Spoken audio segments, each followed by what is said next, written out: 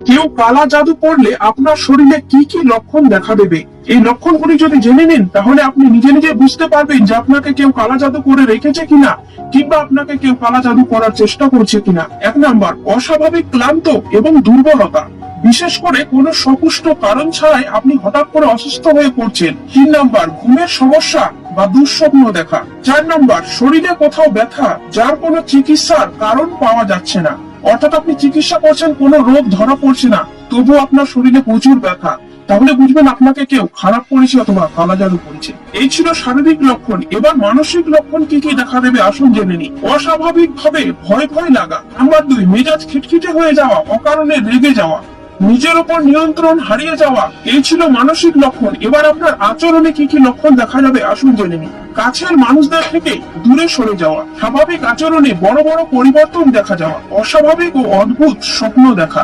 এবার বলি আপনি চারপাশে কি অস্বাভাবিক পরিবর্তন দেখতে পাবেন। 1 নাম্বার, অদ্ভুত শব্দ বা গন্ধ অনুভব করা, ঘরে কোনো অদ্ভুত বস্তু পাওয়া, যেমন পুতুল, চুল, রক্তের দাগ ইত্যাদি। এই কয়েকটি লক্ষণের মধ্যে আপনি কোন লক্ষণটি দেখতে পাচ্ছেন আপনি অবশ্যই কমেন্টে জানাবেন। এ থেকে মুক্তিরও নানান রকম উপায় রয়েছে, তবে জানতে হবে আপনারা কোন ধরনের লক্ষণ বেশি দেখতে পাচ্ছেন।